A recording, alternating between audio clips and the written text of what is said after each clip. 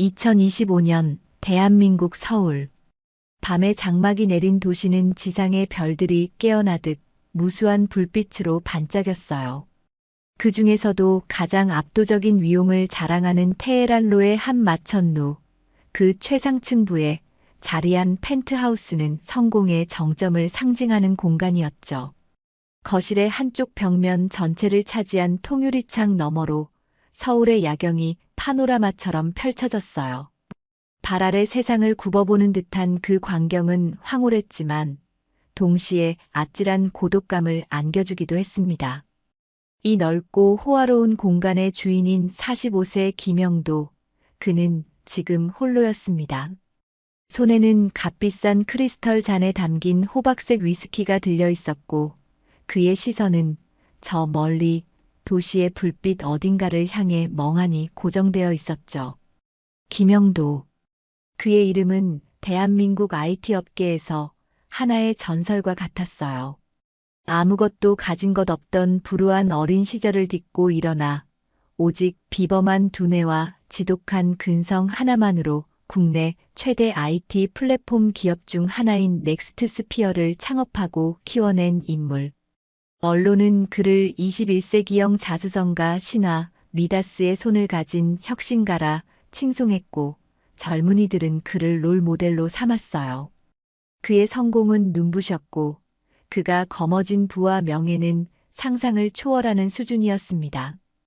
그의 삶은 마치 잘 짜인 컴퓨터 프로그램처럼 정확하고 효율적으로 돌아갔어요.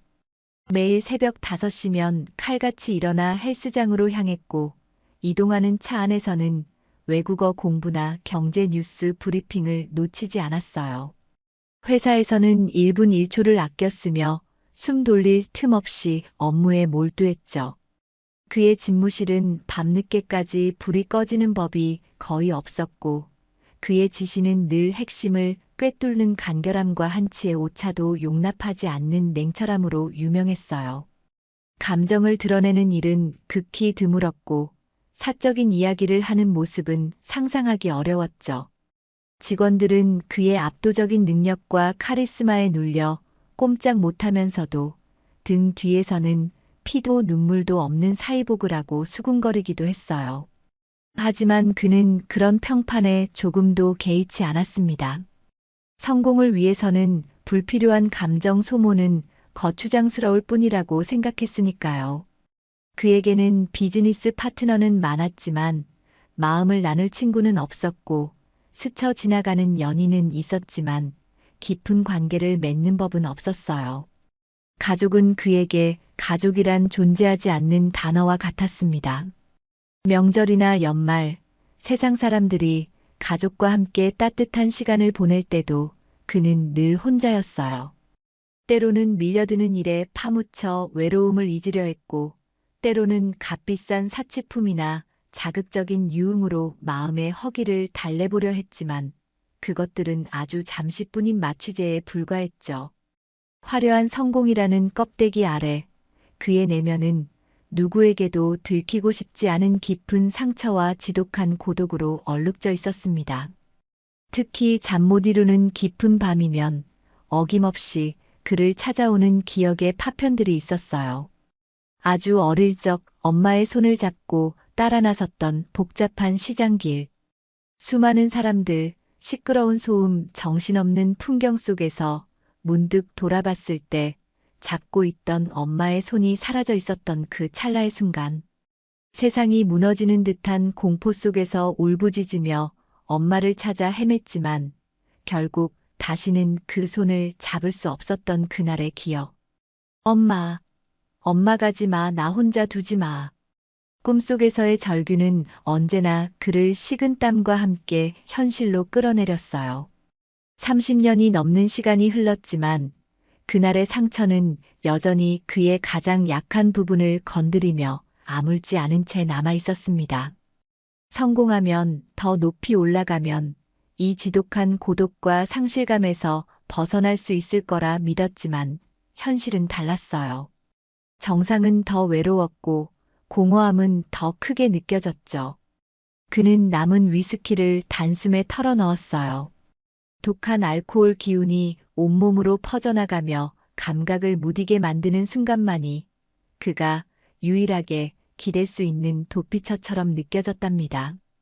다음 날 아침 어김없이 검은색 최고급 세단이 넥스트 스피어 사옥 앞에 도착했어요.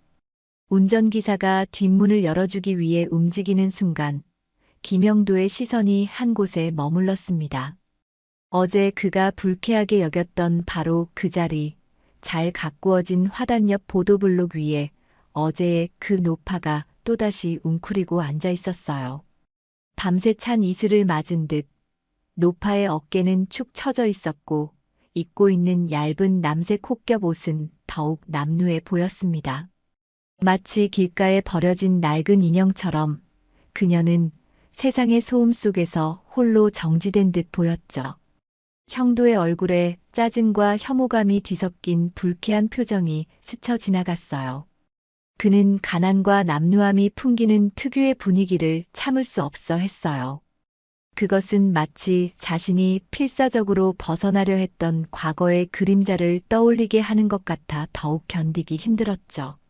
자신의 성공을 과시하듯 하늘 높이 솟아있는 이 첨단 빌딩과 저렇게 초라한 모습으로 바닥에 주저앉아 있는 노파의 모습은 극단적인 부조화 그 자체였습니다. 최 실장.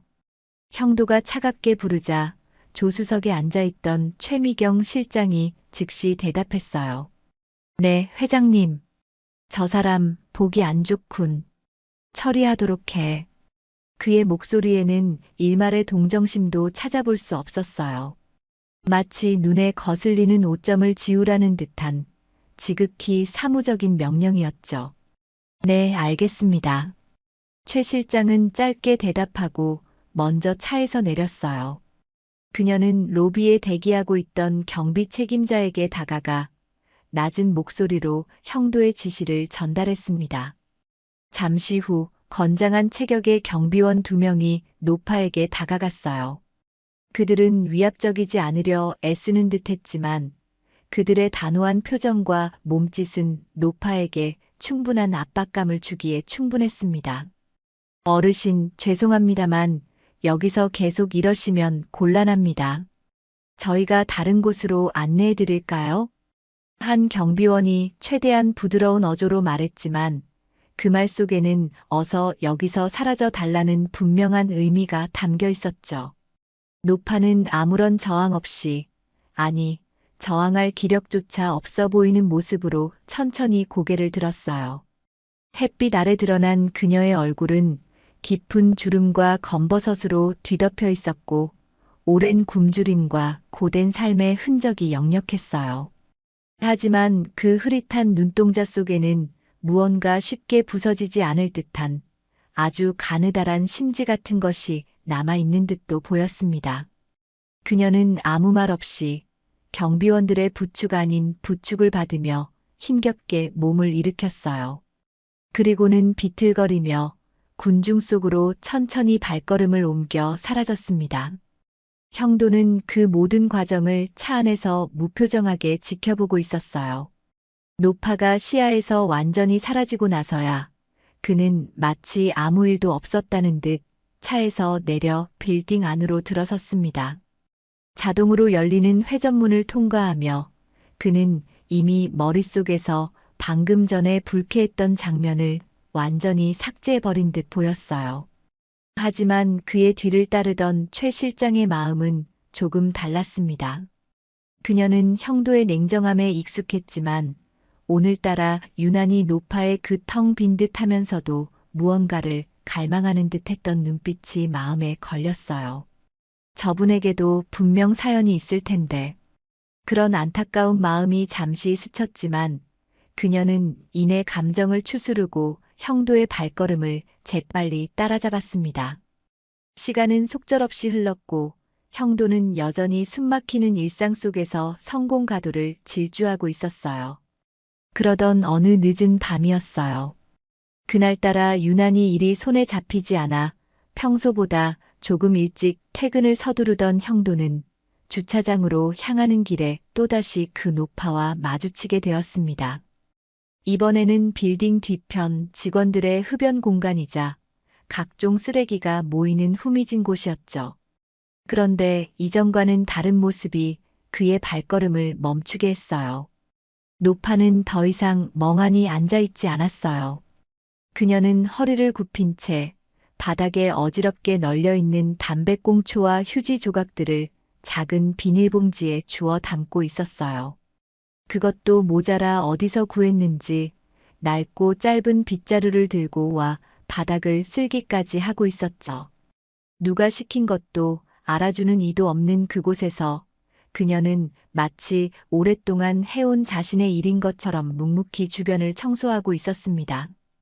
그 모습에는 더 이상 남루한 노숙자의 무력감이나 비참함은 느껴지지 않았어요. 오히려 고요하고 진지한 노동의 신성함 같은 것이 엿보이는 듯 했습니다. 형도는 자기도 모르게 그 자리에 서서 한참 동안 그 모습을 지켜보았습니다. 그의 내면에서 아주 미세한 균열이 일어나는 소리가 들리는 듯 했어요. 그의 성공 신화는 철저한 계획과 통제, 그리고 효율성 위에 세워진 것이었습니다. 그는 무질서와 비효율을 병적으로 혐오했죠. 그런데 지금 그의 눈앞에는 아무런 대가도 바라지 않고 스스로 질서를 만들어내고 있는 존재가 있었습니다. 그것은 그가 이해하고 받아들여온 세상의 법칙과는 다른 어떤 설명할 수 없는 감정을 불러일으켰어요. 어쩌면 아주 깊은 곳에 묻어두었던 인간적인 연민이었을까요? 아니면 그의 냉철한 계산 속에서 저 노동력을 활용할 수 있겠다는 실용적인 판단이 번뜩인 것일까요? 어쩌면 둘 다였을지도 몰라요. 확실한 것은 그 순간 형도는 평소에 그라면 절대 하지 않았을 행동을 하고 있었다는 것입니다. 그는 천천히 노파에게 다가갔어요. 인기척을 느낀 노파가 깜짝 놀라 고개를 들고는 잔뜩 경계하는 눈빛으로 그를 바라보았습니다. 며칠 전 자신을 쫓아냈던 바로 그 남자였으니까요. 형도는 잠시 어떤 말을 해야 할지 망설이는 듯 했어요. 하지만 이내 그의 입에서는 다소 퉁명스럽지만 이전과는 다른 제안이 흘러나왔습니다. 저기 혹시 여기서 일해볼 생각 없으십니까? 매일 이렇게 청소하시는 것 같은데 정식으로요. 급여도 드릴 수 있습니다. 노파의 눈이 믿을 수 없다는 듯 크게 뜨였어요. 그녀는 자신의 귀를 의심하며 형도의 얼굴을 멍하니 바라보았습니다. 주름진 입술이 무언가 말을 하려는 듯 몇 번 달싹거렸지만 제대로 된 소리가 나오지는 못했죠. 저 같은 사람을 써주시겠다는 말씀이세요? 겨우겨우 쥐어짜낸 목소리는 심하게 떨리고 있었습니다. 형도는 그 감상적인 반응이 마음에 들지 않는다는 듯 약간 미간을 찌푸리며 덧붙였어요. 일할 능력만 있으면 됩니다. 과거는 묻지 않아요. 대신 맡은 구역은 책임지고 깨끗하게 관리해야 할 겁니다. 내일 아침 7시까지 빌딩 뒤편 관리실로 찾아오세요. 생각이 없다면 안 와도 좋습니다. 그는 자신의 할 말만 끝내고는 더 이상 노파의 대답을 기다리지 않고 차갑게 돌아섰습니다. 그의 뒷모습은 여전히 냉정하고 거만해 보였지만 그가 던진 예상 밖의 제안은 노파의 잿빛 같던 삶에 아주 작은 그러나 어쩌면 결정적일지도 모르는 파문을 일으키고 있었습니다. 노파는 그 자리에 한참 동안 못 박힌 듯 서서 형도가 사라진 어둠 속을 하염없이 바라보고 있었어요. 그녀의 눈가에 아주 오랜만에 희미한 물기가 어리는 듯 했습니다. 그의 뒷모습은 여전히 냉정하고 거만해 보였지만 그가 던진 예상 밖의 제안은 노파의 잿빛 같던 삶에 아주 작은 그러나 어쩌면 결정적일지도 모르는 파문을 일으키고 있었어요. 노파, 아니, 이제 그녀의 이름 오말순으로 불려야 할 할머니는 그 자리에 한참 동안 못 박힌 듯 서서 형도가 사라진 어둠 속을 하염없이 바라보고 있었어요. 그녀의 눈가에 아주 오랜만에 희미한 물기가 어리는 듯 했죠. 1급여. 수십 년 만에 처음 들어보는 자신에게 향하는 제안이었습니다. 믿을 수 없었고 믿기지도 않았어요. 하지만 가슴 한구석에서 아주 작은 불씨 같은 것이 타오르기 시작하는 것을 느꼈습니다. 어쩌면, 아주 어쩌면 이 지긋지긋한 길거리 생활을 끝낼 수 있을지도 모른다는 감히 품어본 적 없는 희망이었죠. 그날 밤 오말순 할머니는 평소처럼 다리 밑이나 지하철역 구석이 아닌 빌딩 뒤편에 조금 더 바람이 덜 부는 후미진 공간에서 웅크리고 잠을 청했어요. 딱딱하고 차가운 바닥이었지만 이상하게도 평소보다 마음은 조금 더 가벼운 것 같았어요. 내일 아침 7시 관리실. 그녀는 그 말을 밤새도록 주문처럼 되뇌었습니다. 정말 가도 될까? 나 같은 사람을 정말 써줄까? 혹시 나를 놀리거나 장난친 것은 아닐까? 수많은 의심과 두려움이 교차했지만 그녀는 날이 밝으면 그곳으로 가보기로 마음먹었습니다. 잃을 것이 더는 없는 삶이었기에 아주 작은 가능성이라도 붙잡고 싶었던 것이죠. 어둠 속에서 그녀는 낡고 해진 옷깃을 여미며 내일 아침 자신을 기다리고 있을지도 모를 아주 작은 변화를 간절히 기도했습니다. 다음 날 새벽 동이 트기도 전인 이른 시간에 오말순 할머니는 빌딩 뒤편 관리실 앞에 도착했어요. 밤새 제대로 잠들지 못해 퀭한 얼굴이었지만 눈빛에는 긴장감과 함께 희미한 결의 같은 것이 서려 있었죠. 관리실 문은 굳게 닫혀 있었고 그녀는 문 앞에서 한참을 서성이며 망설였습니다. 정말 들어가도 괜찮을까? 문전박대당하는 것은 아닐까? 그녀가 용기를 내어 낡은 문을 두드리려던 순간 안에서 사람이 나오는 기척이 느껴졌어요. 관리실 직원이 문을 열고 나오다 말고 문 앞에 초라하게 서 있는 할머니를 보고는 잠시 놀란 표정을 지었습니다. 누구세요? 이른 아침부터 무슨 일로?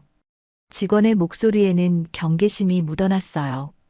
할머니는 잔뜩 움츠러든 채 떨리는 목소리로 간신히 말했습니다. 저 어제 여기 사장님이 청소 일해보라고 그래서 왔는데요. 그녀의 말에 직원은 더욱 의아하다는 표정을 지었죠. 그때 뒤에서 최미경 실장의 목소리가 들렸습니다. 아, 어르신 오셨군요. 제가 기다리고 있었습니다. 들어오시죠.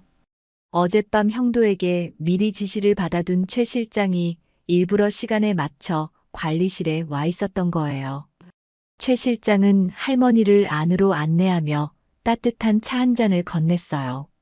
그리고는 미리 준비해둔 깨끗하지만 단순한 디자인의 청소부 유니폼과 작업화, 그리고 기본적인 청소 도구들을 내밀었죠. 오늘부터 여기서 일하시게 될 거예요. 제가 기본적인 것들은 알려드릴 테니 너무 걱정 마세요. 최 실장은 할머니가 위축되지 않도록 최대한 부드럽고 친절하게 설명해 주었습니다. 그녀는 할머니에게 샤워실 위치를 알려주고 갈아입을 옷과 기본적인 세면도구를 챙겨주기까지 했어요. 아마도 형도의 지시에는 없는 최 실장 개인의 배려였을 겁니다. 따뜻한 물로 몸을 씻고 깨끗한 유니폼으로 갈아입은 오말순 할머니는 거울 앞에 서서 자신의 모습을 낯설게 바라보았어요. 수십 년 만에 처음 입어보는 제대로 된 옷이었습니다. 비록 청소부 유니폼이었지만 그녀에게는 세상 그 어떤 명품 옷보다 더 값지고 소중하게 느껴졌죠. 그녀는 다시 한번 마음을 다잡았습니다. 이 기회를 놓치지 않겠다고. 최선을 다해 일해서 다시는 길거리로 돌아가지 않겠다고. 그날부터 오말순 할머니의 새로운 삶이 시작되었어요. 그녀는 약속된 시간보다 항상 30분 먼저 출근했고 주어진 시간이 끝나도 맡은 구역의 청소가 완벽하게 끝나지 않으면 퇴근하는 법이 없었습니다.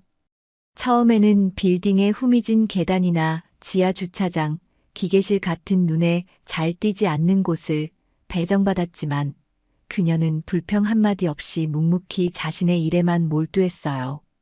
그녀의 손길이 닿는 곳은 놀라울 정도로 깨끗해졌습니다. 낡은 걸레 하나로도 구석구석 먼지 하나 남기지 않고 닦아냈고 흐릿했던 창문은 반짝반짝 윤이 났으며 아무렇게나 버려져 있던 쓰레기들은 깔끔하게 분리수거되어 정리되었죠. 그녀의 동작은 느렸지만 군더더기가 없었고 오랜 세월 몸에 밴 듯한 꼼꼼함과 성실함이 묻어났어요. 그것은 단순히 일을 하는 것을 넘어 마치 어지럽혀진 세상을 향한 그녀 나름의 질서를 회복하려는 의식처럼 보이기도 했습니다. 하지만 그녀의 이런 노력에도 불구하고 빌딩 안에서 그녀는 여전히 보이지 않는 존재나 다름없었어요. 직원들은 바쁜 걸음으로 그녀 옆을 스쳐 지나가며 눈길 한 번 주지 않았고 그녀 역시 사람들의 눈을 피해 최대한 조용히 움직였죠. 그녀는 구내식당 대신 아무도 없는 비상계단 구석에서 미리 싸온 차갑고 딱딱한 밥으로 끼니를 때웠고 휴식 시간에도 다른 직원들과 어울리는 대신 혼자 시간을 보냈어요. 그녀는 이 거대하고 화려한 빌딩 속에서 자신이 이질적인 존재임을 너무나 잘 알고 있었고 혹시라도 자신의 과거가 드러나 이 일자리마저 잃게 될까봐 늘 불안해했습니다. 특히 아무도 없는 새벽이나 밤늦은 시간, 김영도의 사무실이 있는 최상층 로열층을 청소할 때면 그녀의 마음은 더욱 복잡해졌어요.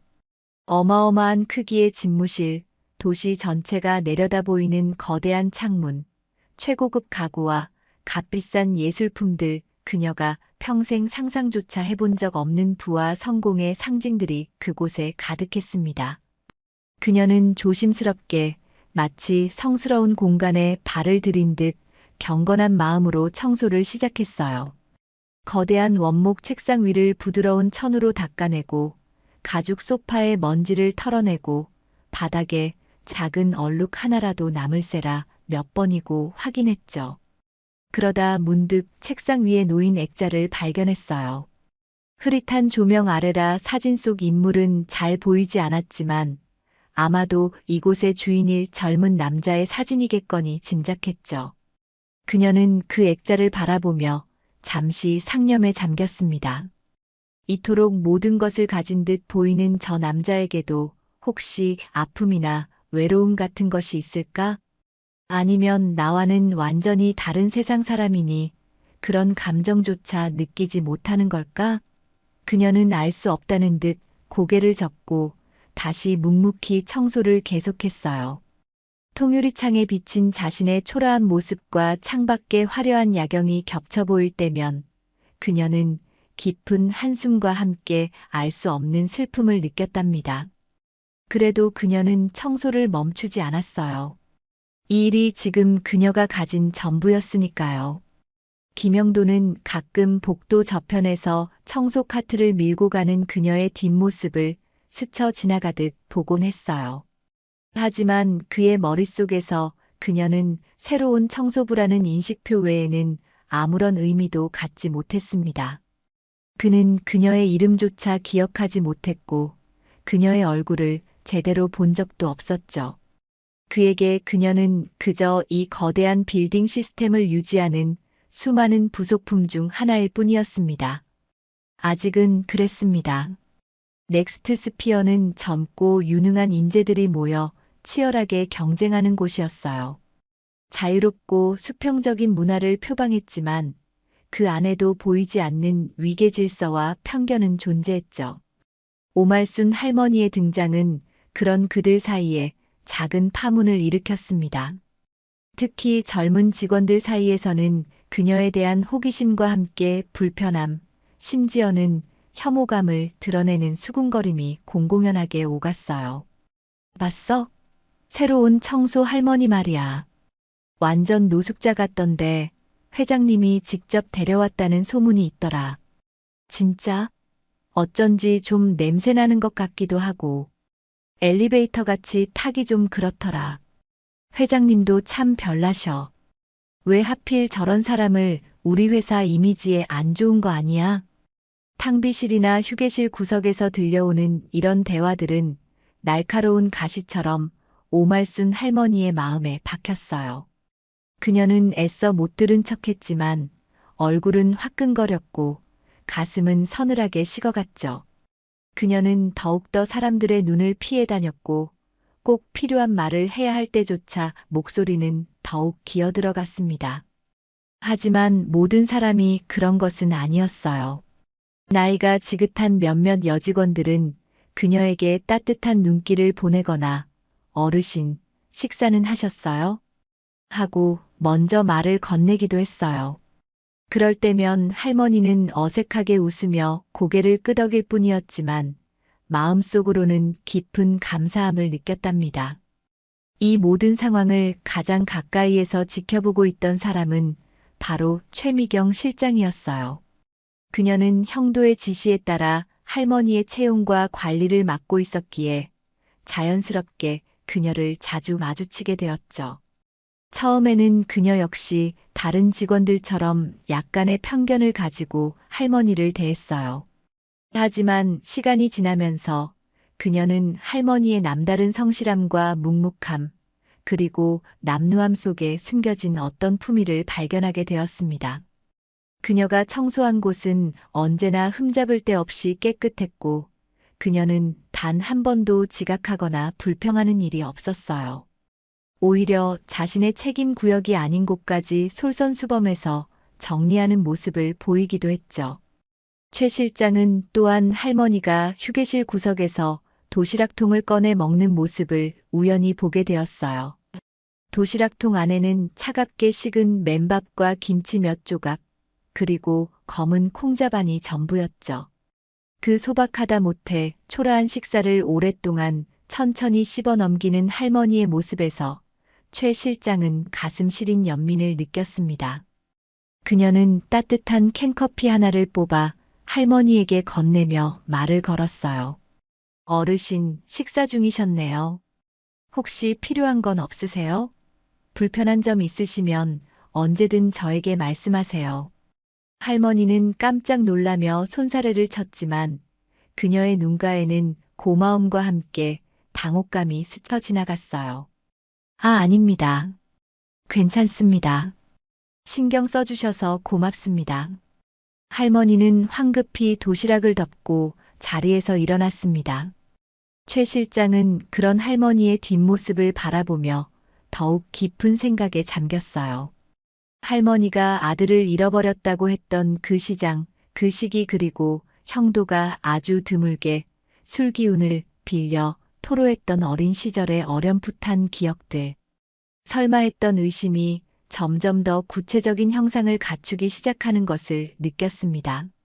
만약 정말 그렇다면 그녀는 감히 상상하기조차 어려운 엄청난 비밀 앞에서 몸을 떨었습니다. 그녀는 형도에게 조심스럽게 그의 어린 시절이나 가족에 대해 물어보려 몇 번 시도했지만 형도는 언제나 그랬듯 날카로운 방어벽을 치고 화제를 돌려버렸어요. 그의 그런 반응은 오히려 최 실장의 의심을 더욱 확신에 가깝게 만들 뿐이었죠. 그녀는 이 비밀을 어떻게 해야 할지, 그리고 언제 어떻게 형도에게 알려야 할지 몰라 깊은 고민에 빠졌습니다. 하지만 지금은 그저 두 사람을 조용히 지켜보는 수밖에 없다고 생각했어요. 시간은 그렇게 또 며칠 흘렀어요. 김영도는 여전히 일에 파묻혀 정신없는 나날을 보내고 있었죠. 중요한 해외 계약 건으로 인해 며칠 밤을 새우다시피 했고 극도의 피로와 스트레스에 시달리고 있었습니다. 그러던 어느 날 아침 그는 출근 준비를 하다가 평소 아끼던 고급 가죽 장갑의 엄지손가락 부분 솔기가 살짝 뜯어져 있는 것을 발견했어요. 중요한 미팅이 연달아 있어 당장 수선을 맡길 시간도 없었기에 그는 짜증스럽게 장갑을 책상 위에 아무렇게나 던져두고 회의실로 향했습니다. 최 실장에게 나중에 수선 보내라고 해야겠군. 그는 속으로 생각하며 급히 자리를 떴죠. 그날 밤 어김없이 형도의 사무실을 청소하러 들어온 오말순 할머니는 책상 위에 놓인 가죽 장갑을 발견했어요. 주인의 물건에는 함부로 손 떼면 안 된다고 생각했지만 뜯어진 솔기 부분이 자꾸만 눈에 밟혔습니다. 그녀는 잠시 망설이다가 조심스럽게 장갑을 집어들고 뜯어진 부분을 살펴보았어요. 바느질 솜씨가 제법 좋아 보였지만 어딘가 마무리가 어설픈 부분이 눈에 띄었죠. 그녀의 머릿속에 아주 오래전 낡고해진 남편의 작업복이나 어린 아들의 무릎 나온 바지를 밤새워 꿰매주던 기억이 희미하게 스쳐 지나갔습니다. 자신도 모르게 그녀는 청소 카트 한쪽에 넣어두었던 작은 반지꼬리를 꺼냈어요. 그 안에는 그녀가 길에서 주워 모으거나 얻어온 몇 개의 바늘과 실타래가 전부였지만 그녀에게는 소중한 물건이었죠. 할머니는 책상 스탠드의 희미한 불빛 아래서 숨을 죽이고 한 땀 한 땀 정성스럽게 장갑의 솔기를 꿰매기 시작했어요. 오랜 세월 거친 일로 투박해진 손이었지만 바늘을 잡은 손놀림만큼은 놀라울 정도로 섬세하고 익숙했습니다. 그것은 단순한 수선이 아니라 마치 상처난 곳을 어루만지는 듯한 조심스럽고 따뜻한 행위처럼 보였어요. 그녀는 왜 자신이 이러고 있는지 스스로도 알지 못했지만 그저 그래야만 할 것 같은 본능적인 이끌림을 느꼈습니다. 마침내 마지막 매듭까지 깔끔하게 마무리한 그녀는 아무도 모르게 장갑을 원래 있던 자리에 조용히 다시 놓아두고는 사무실을 나섰습니다. 다음 날 아침 출근한 형도는 회의에 들어가기 전 무심코 책상 위에 장갑을 집어들었어요. 최 실장에게 수선을 맡기려던 참이었죠. 그런데 장갑을 집어든 순간 그는 뭔가 이상하다는 것을 느꼈습니다. 어제 분명히 뜯어져 있던 솔기 부분이 감쪽같이 그리고 믿을 수 없을 정도로 깔끔하게 꿰매져 있었던 거예요. 바느질 솜씨는 전문가 수준이었고 원래 그랬던 것처럼 거의 표가 나지 않을 정도였습니다. 이게 뭐지? 형도는 순간 당황스러움과 함께 불쾌감이 치밀어 올랐어요. 누가 함부로 내 물건에 손을 댄 거야?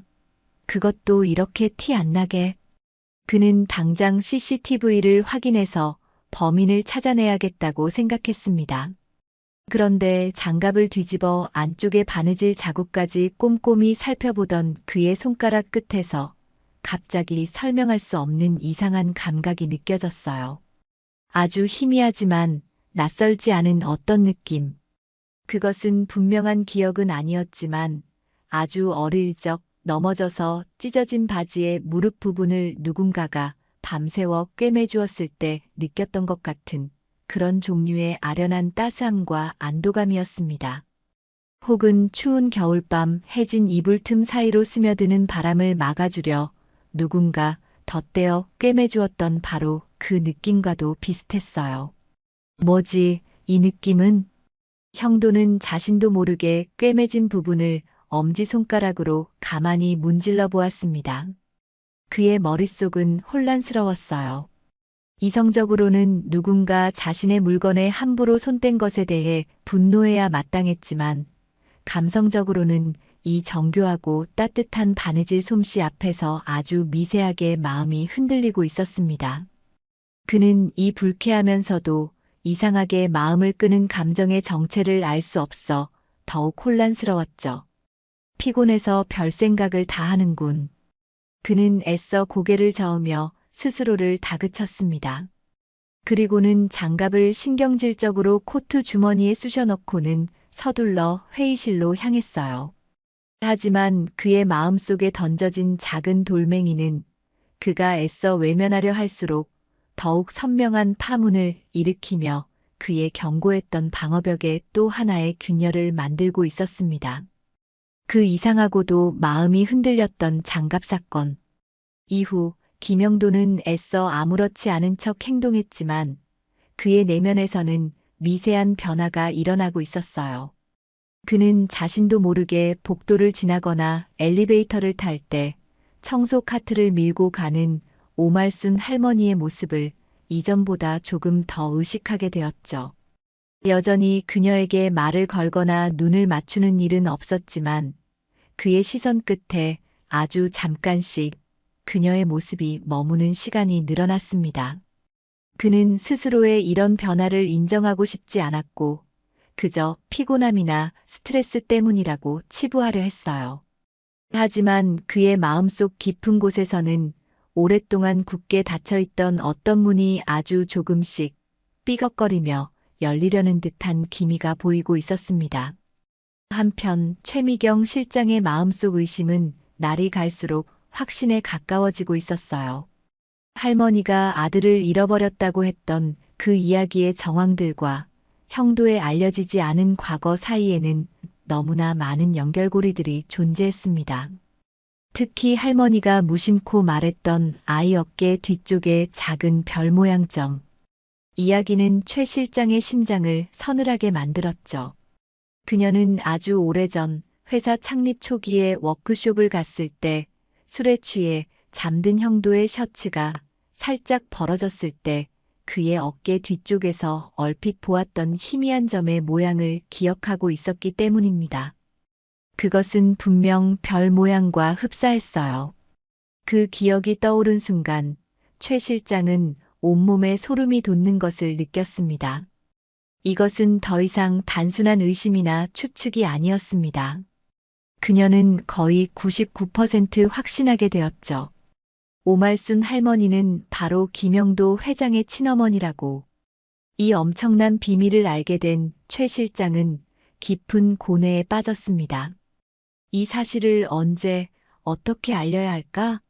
형도에게 먼저 말해야 할까? 아니면 할머니에게 먼저 귀띔을 주어야 할까? 어떤 선택을 하든 엄청난 후폭풍이 예상되었기에 그녀는 섣불리 움직일 수가 없었습니다. 형도의 성격을 누구보다 잘 아는 그녀였기에 섣불리 과거를 건드렸다가 그가 받을 충격과 상처 그리고 어쩌면 모든 것을 부정하며 더 깊은 곳으로 숨어버릴지도 모른다는 두려움이 앞섰습니다. 그렇다고 할머니에게 먼저 알리는 것은 더 위험할 수 있었어요. 연약한 할머니가 그 충격을 감당할 수 있을지, 그리고 갑자기 나타난 성공한 아들 앞에서 어떤 감정을 느끼게 될지 가늠하기 어려웠죠. 최 실장은 당분간 이 비밀을 가슴에 묻어두기로 결정했습니다. 대신 그녀는 오말순 할머니에게 좀 더 인간적으로 다가가 그녀의 이야기를 더 들어보고 그녀가 조금이라도 더 안정적인 환경에서 지낼 수 있도록 돕기로 마음먹었어요. 그것이 지금 자신이 할 수 있는 최선이라고 생각했죠. 어느 비가 추적추적 내리는 늦은 오후였어요.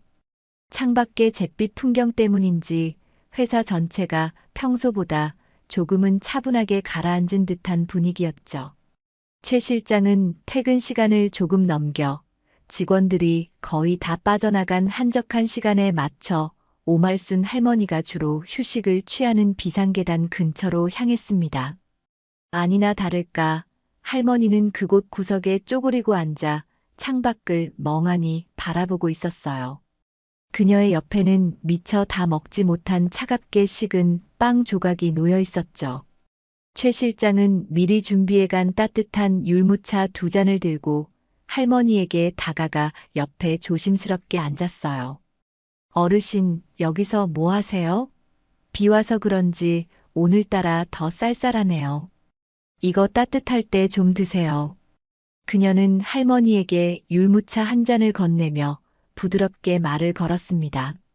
할머니는 갑작스러운 최 실장의 등장에 깜짝 놀라 어쩔 줄 몰라 했지만 따뜻한 율무차의 온기와 그녀의 다정한 목소리에 조금씩 경계를 푸는 듯 했어요.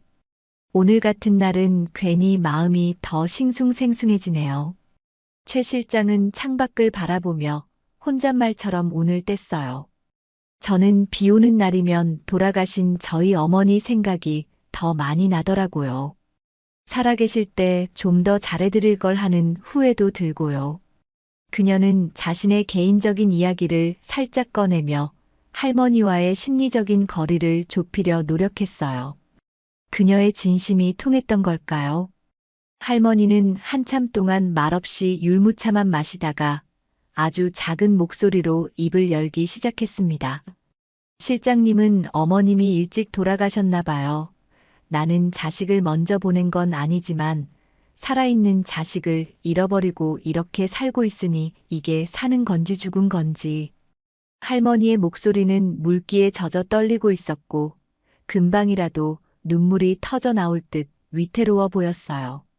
최 실장은 아무 말 없이 할머니의 어깨를 가만히 토닥여 주었습니다. 그 작은 위로에 수십 년간 억눌러왔던 할머니의 슬픔이 마침내 터져 나오기 시작했습니다. 그녀는 눈물을 뚝뚝 흘리며 잃어버린 아들에 대한 이야기를 두서없이 털어놓기 시작했어요. 아들의 이름은 현우였고 잃어버릴 당시 5살이었다고 했어요. 유난히 총명하고 웃음이 많았던 아이, 엄마를 세상에서 제일 좋아했던 아이. 그녀는 아들의 얼굴을 떠올리는 듯 잠시 희미하게 미소 짓다가 이내 다시 깊은 슬픔에 잠겨 말을 이었습니다. 그날은 남편이 몹시 아파 약을 구하러 갔던 시장이었어요. 약값을 벌기 위해 좌판에서 작은 나무를 팔고 있었는데 잠깐 손님에게 정신이 팔린 사이 아들이 감쪽같이 사라져버렸다고 했습니다. 정말 눈 깜짝할 사이였어요. 바로 옆에 있었는데 손을 내가 잠시 놓쳤나 봐요. 그녀는 자책감에 몸부림치며 울먹였습니다. 그날 시장은 발 디딜 틈 없이 사람들로 붐볐고 그녀는 미친 사람처럼 현우야, 우리 현우 를 외치며 시장 전체를 헤집고 다녔지만 아들의 흔적은 어디에도 없었다고 했죠.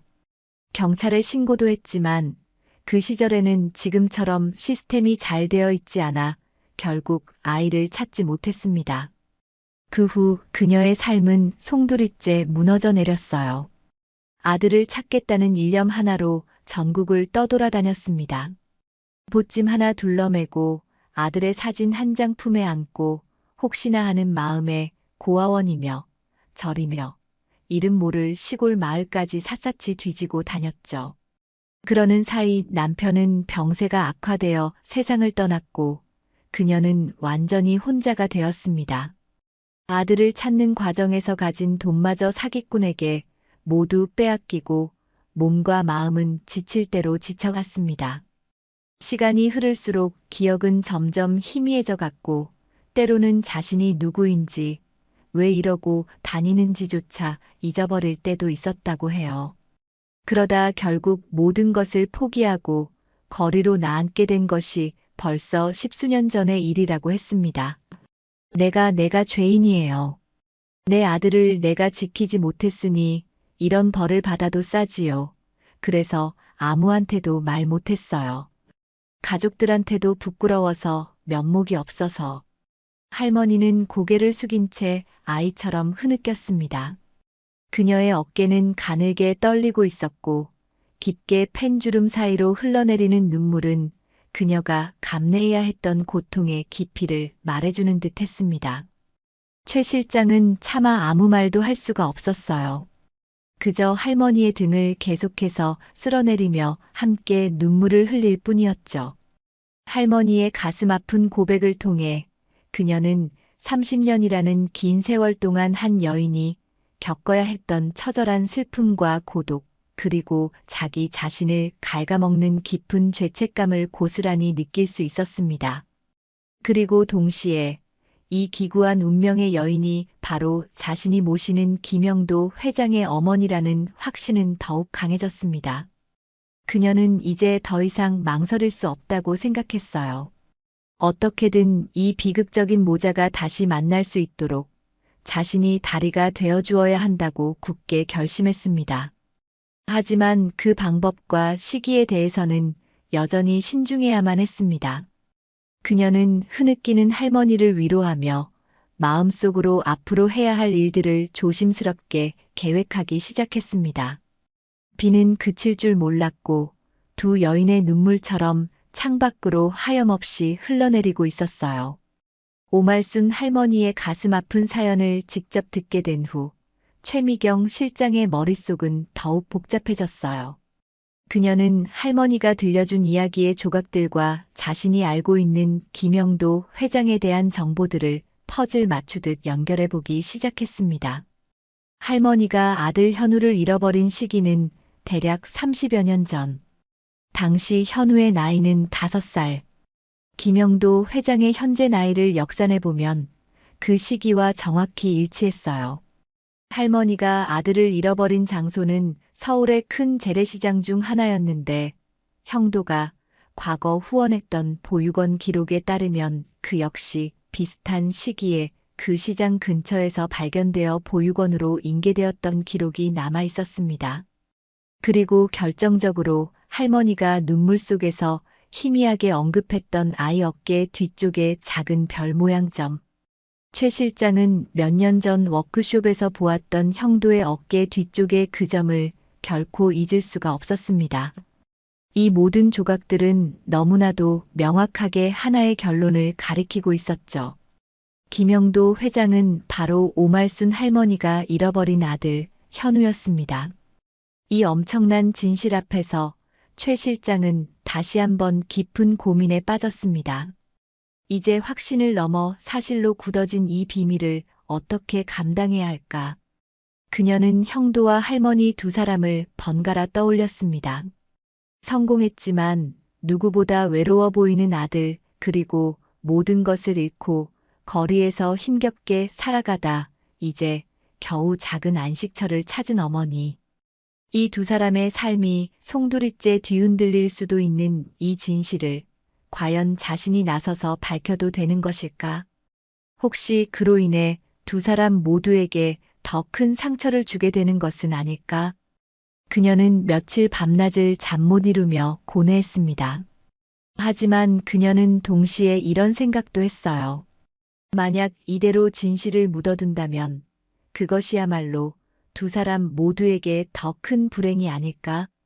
형도는 평생 어머니를 그리워하며 마음의 상처를 안고 살아갈 것이고 할머니는 아들이 바로 지척에 있다는 사실조차 모른 채 외롭게 생을 마감하게 될지도 모릅니다. 그것은 너무나 잔인하고 슬픈 결말이었어요. 최 실장은 용기를 내기로 결심했습니다. 언젠가는 밝혀져야 할 진실이라면, 그리고 그 진실을 통해 두 사람이 잃어버린 시간을 되찾고 서로의 상처를 보듬을 수 있다면 자신이 그 중간 다리 역할을 해야 한다고. 물론 그 과정은 매우 힘들고 고통스러울 수 있겠지만 그럼에도 불구하고 시도해 볼 가치가 있다고 믿었습니다. 그녀는 그때부터 두 사람을 더욱 세심하게 관찰하기 시작했어요. 이제는 단순히 혈연의 흔적을 찾는 것을 넘어 두 사람이 서로를 인식할 수 있는 아주 작은 계기라도 만들 수 없을까 고민했죠. 하지만 동시에 매우 신중해야 했습니다. 너무 직접적이거나 인위적인 개입은 오히려 역효과를 낳을 수 있었으니까요. 그녀는 우선 오말순 할머니의 근무 환경을 조금씩 개선해 주려 노력했어요. 할머니가 비상계단 대신 직원 휴게실 한쪽에서 편안하게 식사하고 쉴 수 있도록 배려했고, 낡고 해진 청소 도구 대신 새 것으로 교체해 주었으며, 혹시라도 다른 직원들과 마찰이 생기지 않도록 보이지 않게 신경을 썼습니다. 그리고 할머니와 마주칠 때마다 따뜻한 말 한마디라도 더 건네며 그녀의 마음을 열기 위해 노력했죠. 할머니는 여전히 말을 아꼈지만 최 실장을 대하는 태도는 이전보다 훨씬 편안해 보였고 가끔은 먼저 희미하게 웃어 보이기까지 했습니다. 한편으로는 김영도의 반응을 살폈습니다. 그녀는 일부러 형도의 집무실에 할머니가 정성껏 관리하는 작은 화분을 가져다 놓거나 할머니가 만든 것과 비슷한 콩자반을 구내식당 메뉴에 포함시켜 보기도 했어요. 형도가 어떤 반응을 보일지 기대했지만 그는 여전히 무심하거나 혹은 전혀 눈치채지 못하는 듯 했습니다. 하긴 30년이라는 세월은 너무나 길었고 두 사람이 처한 현실의 간극은 너무나 컸으니까요. 그가 길에서 마주쳤던 초라한 노파와 자신의 어머니를 연결시키는 것은 거의 불가능에 가까운 일일지도 몰랐습니다. 최 실장은 조급해하지 않기로 마음먹었습니다. 언젠가는 반드시 기회가 올 것이라고 믿었죠. 그녀는 그저 묵묵히 자신의 자리에서 두 사람을 지켜보며 그들이 서로를 알아볼 수 있는 결정적인 어떤 순간이 오기를 기다렸습니다. 그녀의 예감은 틀리지 않았습니다. 운명의 시간은 그녀가 예상했던 것보다 조금 더 빨리, 그리고 훨씬 더 극적인 방식으로 다가오고 있었으니까요. 넥스트 스피어의 창립 10주년 기념일이 다가오고 있었어요. 회사는 대규모 기념 행사를 준비하느라 떠들썩하고 분주한 분위기였죠. 국내외의 중요한 손님들을 많이 초청하는 큰 행사였기에 모든 부서 직원들이 행사 준비에 매달려 정신없는 나날을 보내고 있었습니다. 오말순 할머니 역시 평소보다 훨씬 많은 청소와 정리 업무를 맡게 되었어요. 행사가 열린 대강당과 연회장, 귀빈들이 사용할 라운지 등 평소에는 잘 들어가지 않던 공간까지 구석구석 깨끗하게 청소해야 했죠. 나이가 많은 그녀에게는 다소 벅찬 일이었지만 그녀는 실은 내색 없이 묵묵히 자신의 일을 해냈습니다. 오히려 이런 큰 행사에 자신이 조금이나마 기여할 수 있다는 사실에 작은 보람을 느끼는 듯 보였어요. 행사 당일 아침, 최종 점검을 위해 모든 직원이 분주하게 움직이고 있었습니다. 케이터링 업체 직원들이 음식을 나르고 기술팀은 음향과 조명 장비를 설치하고 의전팀은 동선을 체크하는 등 그야말로 눈코 뜰 새 없이 바쁜 상황이었죠. 오말순 할머니는 행사장 입구 로비 바닥에 혹시라도 얼룩이 묻었을까 싶어 마지막으로 대걸레질을 하고 있었습니다. 그때 무거운 장비를 옮기던 기술팀 직원이 실수로 전선에 발이 걸려 넘어지면서 할머니를 덮치는 아찔한 사고가 발생했습니다. 악! 둔탁한 소리와 함께 할머니가 바닥에 쓰러졌고 주변에 있던 사람들이 깜짝 놀라 비명을 질렀습니다. 마침 최종 리허설 상황을 점검하기 위해 로비에 나와 있던 김영도가 그 소리를 듣고 즉시 달려왔습니다. 바닥에 쓰러져 신음하는 사람은 다름 아닌 자신이 고용한 그 청소부 할머니였죠. 그의 얼굴에 순간 짜증과 당혹감이 스쳐 지나갔습니다.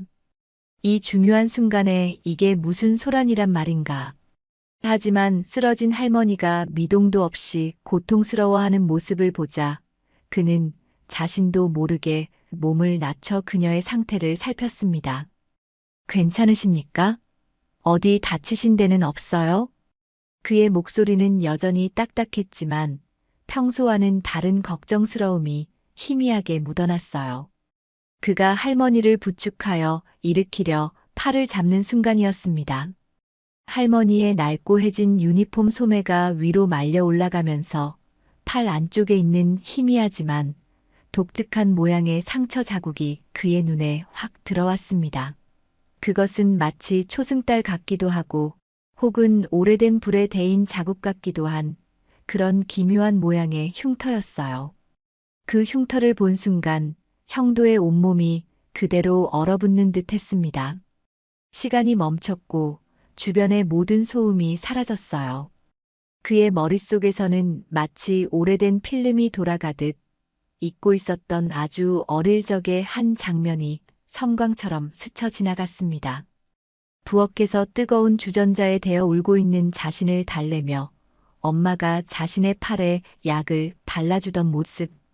그때 엄마의 팔 안쪽에도 똑같은 모양의 흉터가 있었습니다. 어린 그가 신기하다는 듯 손가락으로 그 흉터를 만지작거리자 엄마가 아이고 우리 아들. 엄마 아야 했네라며 희미하게 웃어주었던 바로 그 기억. 형도는 숨을 쉴 수가 없었습니다. 눈앞에 이 초라한 할머니와 기억 속에 젊고 따뜻했던 어머니의 모습이 도저히 하나로 연결되지 않았지만 저 흉터만큼은 너무나도 선명하게 일치했습니다. 그의 눈동자는 극도의 혼란과 불신으로 격렬하게 흔들렸고 잡고 있던 할머니의 팔을 자신도 모르게 놓칠 뻔했습니다. 바로 그때 정신을 잃어가던 할머니의 입에서 아주 작은 잠꼬대 같은 소리가 흘러나왔습니다. 현우야, 우리 현우 아가. 현우. 그것은 바로 김영도의 어릴 적 이름이었습니다. 세상에 그 이름을 기억하는 사람은 아무도 없다고 생각했습니다. 그 자신조차 오랫동안 잊고 살았던 이름. 그런데 지금 이 흉터를 가진 할머니의 입에서 자신의 옛 이름이 흘러나온 것입니다. 형도는 마치 거대한 망치로 머리를 얻어맞은 듯한 충격에 휩싸였습니다. 흉터, 그리고 이름. 이것은 결코 우연일 수 없었습니다. 지난 몇 달간 어렴풋이 느꼈던 이상한 감정들, 익숙했던 노랫가락, 정성스럽게 꿰매진 장갑, 그리고 최 실장의 의미심장했던 눈빛까지 모든 조각들이 하나의 끔찍하고도 믿을 수 없는 진실을 향해 돌진하고 있었습니다. 눈앞에 이 남루한 노파가 바로 자신이 30년 넘게 찾아 헤맸던, 그리고 마음속 깊이 그리워했던 어머니일지도 모른다는 사실. 주변에 있던 직원들과 최 실장은 형도의 새파랗게 질린 얼굴과 극도로 혼란스러워하는 모습을 보고는 어쩔 줄 몰라 했습니다. 특히 최 실장은 할머니의 잠꼬대와 형도의 반응을 통해 모든 것을 직감하고는 숨을 죽인 채 앞으로 벌어질 상황을 두려움 속에 지켜보고 있었죠.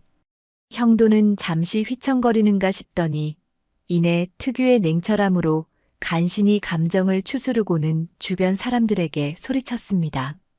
뭘 보고 있는 거야? 당장 119 부르고 이분 병원으로 모셔. 그의 목소리는 심하게 떨리고 있었지만 아무도 그 이상함을 지적할 수 없었습니다.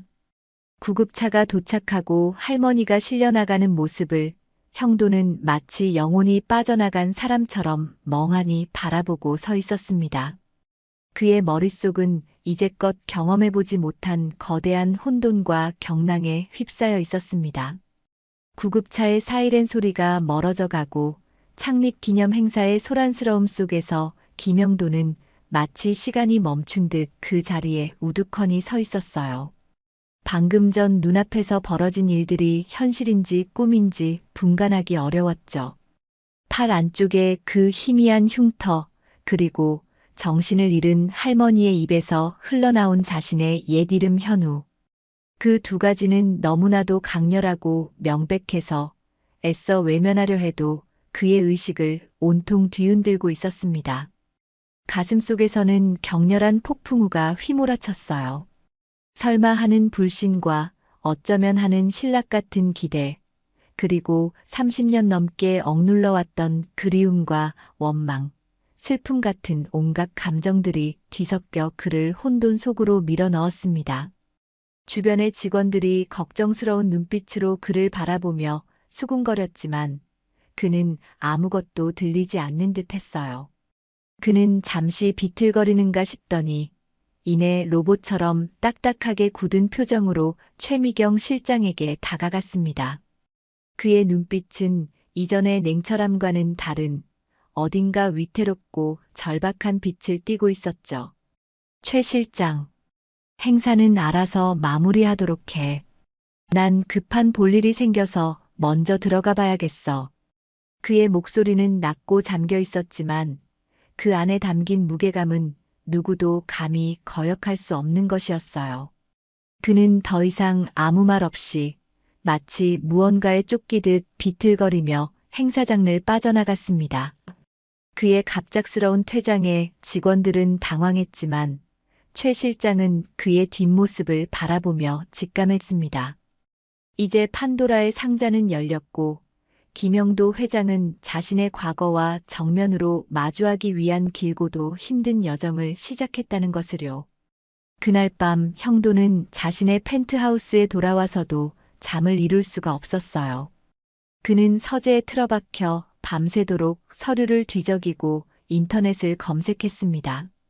30년 전의 기억을 되살리려 애썼지만 어린 시절의 기억은 안개처럼 흐릿하고 파편적이어서 명확한 그림을 그리기 어려웠죠. 확실한 것은 시장에서 엄마를 잃어버렸다는 사실과 그 후 한동안 보육원에서 지냈다는 것, 그리고 엄마의 팔에 있던 그 독특한 흉터였습니다. 그는 오말순이라는 이름과 현우라는 자신의 옛 이름, 그리고 그 흉터를 단서로 인터넷 검색을 해보았지만 그 방대한 정보의 바다 속에서 의미 있는 실마리를 찾기란 불가능에 가까웠어요. 답답함과 초조함이 그의 가슴을 짓눌렀습니다. 다음 날 아침 밤새 한숨도 자지 못해 퀭한 모습의 형도는 최 실장을 자신의 집무실로 호출했습니다. 그의 눈빛은 전날보다 더 깊고 어두워져 있었지만 동시에 무언가를 알아내고야 말겠다는 강한 의지가 서려 있었죠. 그는 집무실 문을 잠그고 최 실장에게 단도직입적으로 물었습니다. 그의 목소리는 낮고 떨리고 있었어요. 최 실장 어제 쓰러진 그분 오말순 씨라고 했나? 그분에 대해 아는 거 전부 말해봐. 하나도 숨김없이. 최 실장은 올 것이 왔다는 생각에 마른 침을 삼켰습니다. 그녀는 잠시 형도의 눈을 피했지만 이내 마음을 굳힌 듯 그를 똑바로 바라보며 조심스럽게 입을 열었어요. 그녀는 지난 몇 달간 자신이 오말순 할머니를 지켜보며 느꼈던 점들, 할머니가 들려주었던 가슴 아픈 사연, 아들 현우를 시장에서 잃어버린 이야기, 아들의 어깨 뒤쪽에 있던 별 모양점에 대한 기억, 그리고 그 후 평생 아들을 찾아 헤매며 고통스럽게 살아온 세월까지 차분히 그러나 상세하게 전달했습니다. 그녀는 또한 형도의 어깨 뒤쪽에서 보았던 점에 대한 자신의 기억과 그동안 두 사람 사이에서 느꼈던 미묘한 공통점들에 대해서도 솔직하게 털어놓았죠. 형도는 최 실장의 이야기를 듣는 내내 아무 말 없이 미동도 하지 않았어요. 그의 표정은 딱딱하게 굳어 있었지만 그의 눈빛은 격렬하게 요동치고 있었습니다. 불신, 분노, 슬픔, 그리고 형언할 수 없는 그리움. 최 실장의 이야기는 그의 마지막 남은 의심마저 산산조각 내버렸습니다. 모든 정황이 오말순 할머니가 바로 자신의 어머니라는 사실을 가리키고 있었습니다. 그는 한참 동안 침묵을 지키다가 마침내 아주 낮은 목소리로 말했어요. 알았어, 나가봐. 그의 목소리는 너무나 지쳐 있었고 그의 어깨는 천근만근의 무게에 짓눌린 듯 축 처져 있었습니다. 최 실장은 조용히 고개를 숙이고 집무실을 나왔습니다. 문이 닫히자마자 형도는 책상 위에 엎드려 소리 죽여 흐느끼기 시작했습니다. 수십 년간 성공이라는 갑옷 속에 감춰왔던 어린아이의 울음소리였습니다. 그날 이후 김영도는 마치 다른 사람처럼 움직이기 시작했습니다. 그는 회사의 모든 업무를 최 실장과 전문 경영인에게 잠정적으로 위임하고 오직 자신의 과거와 오말순 할머니의 정체를 밝히는 데에만 몰두했습니다. 그는 국내 최고의 탐정 사무소에 거액을 지불하고 오말순 할머니의 지난 30년간의 행적과 30년 전 자신의 실종 사건에 대한 모든 기록을 찾아내도록 의뢰했습니다. 절대적인 비밀 보장과 신속한 일 처리를 조건으로 내걸었죠. 동시에 그는 직접 발로 뛰기 시작했습니다. 그는 30년 만에 자신이 어머니를 잃어버렸던 그 재래시장을 다시 찾아갔습니다. 너무나 많이 변해버린 시장의 모습 속에서 그는 길을 잃은 아이처럼 한참 동안 서성였어요. 시끄러운 상인들의 외침소리, 비릿한 생선 냄새, 익숙하면서도 낯선 음식 냄새들이 뒤섞여 그의 흐릿한 기억들을 자극했습니다. 그는 시장 상인들에게 혹시 30년 전 아이를 잃어버리고 찾아 헤매던 여인에 대해 기억하는지 물었지만 너무 오랜 시간이 흘렀기에 아무런 소득도 얻을 수 없었죠. 그는 또한 자신이 잠시 머물렀던 보육원을 찾아갔습니다. 다행히 당시의 기록 일부가 남아 있었고 그는 자신의 입소 기록과 함께 혹시 어머니가 자신을 찾아왔던 흔적은 없는지 샅샅이 뒤졌습니다. 하지만 기록에는 특별한 내용은 없었어요. 경찰서에도 방문하여 30년 전 실종 아동 신고 기록과 미아 찾기 관련 자료들을 열람했지만 마찬가지로 오말순이라는 이름이나 그와 관련된 의미 있는 단서는 찾기 어려웠습니다. 시간이 너무 많이 흘렀고 기록은 부실했으며 어머니의 삶은 너무나 고단하고 불안정했던 탓이겠지요. 하지만 탐정사무소의 조사는 조금씩 성과를 보이기 시작했습니다. 그들은 오말순 할머니가 지난 수십 년간 전국을 떠돌며 막노동과 식당 일을 전전했고 여러 차례 사기를 당하거나 건강이 악화되어 병원 신세를 졌으며 최근 몇 년간은 기억력 감퇴와 함께 노숙 생활을 해왔다는 사실들을 밝혀냈습니다. 또한 그녀가 젊은 시절 살았던 고향 마을을 찾아가 그녀가 현우라는 아들을 끔찍이 아꼈으며 아들을 잃어버린 후 거의 밤 미치광이처럼 찾아 헤맸다는 이웃들의 증언을 확보하기도 했습니다. 탐정들이 보내오는 보고서를 읽을 때마다 형도는 어머니가 겪었을 상상조차 하기 힘든 고통과 슬픔에 가슴이 미어졌습니다. 그리고 동시에 그런 어머니를 알아보지 못하고 차갑게 외면했던 자신의 모습에 대한 깊은 죄책감에 시달렸습니다. 마지막으로 그는 결정적인 증거를 확보하기 위해 DNA 검사를 의뢰하기로 했습니다. 최 실장이 병원에 입원해 있는 오말순 할머니를 문병한다는 핑계로 찾아가 할머니가 마시고 난 종이컵이나 머리카락 몇 올을 몰래 수거해 왔습니다. 형도는 자신의 구강 상피 세포와 함께 검체를 유전자 검사 기관에 보내며 최대한 빠른 시간 안에 결과를 알려달라고 요청했습니다. 이제 모든 퍼즐 조각은 맞춰졌고 마지막 확인만이 남아 있었습니다. 검사 결과가 나오기를 기다리는 며칠 동안 형도는 피가 마르는 듯한 초조함과 불안감 속에서 시간을 보냈습니다. 마침내 검사 결과가 나왔습니다. 결과는 한치의 오차도 없이 친자 관계 성립 확률 99.999%였습니다. 형도는 떨리는 손으로 검사 결과 보고서를 받아들고 한참 동안 그 숫자들을 응시했습니다. 모든 것이 명백해졌습니다. 오말순 할머니는 자신이 그토록 찾아 헤맸던 어머니였습니다. 30년 만에 찾은 어머니는 자신이 성공한 빌딩의 가장 낮은 곳에서 아무도 모르게 청소를 하고 있었던 것입니다. 이 기막히고도 잔인한 운명의 장난 앞에서 형도는 더 이상 눈물을 참을 수 없었습니다. 그는 검사 결과지를 부서져라 움켜쥐고 아이처럼 목 놓아 울었습니다. 그의 울음소리 속에는 30년 동안 켜켜이 쌓여왔던 그리움과 슬픔, 원망과 죄책감, 그리고 마침내 어머니를 찾았다는 안도감과 기쁨이 모두 뒤섞여 있었습니다. 이제 그는 어머니를 만나러 가야 했습니다. 그리고 말해야 했습니다. 자신이 바로 그녀가 그토록 찾아 헤매던 아들, 현우라고. DNA 검사 결과로 모든 것이 확실해졌지만 김영도는 선뜻 병원으로 발걸음을 옮기지 못했어요. 어머니를 만난다는 사실 자체는 기뻤지만 동시에 두려움이 그의 발목을 잡았습니다. 30년 만에 나타난 아들을 어머니는 과연 반가워하실까? 혹시 나를 원망하지는 않으실까? 지금의 내 모습이 초라하게 늙어버린 당신 앞에서 너무나 성공한 아들의 모습이 오히려 어머니에게 더 큰 상처가 되지는 않을까?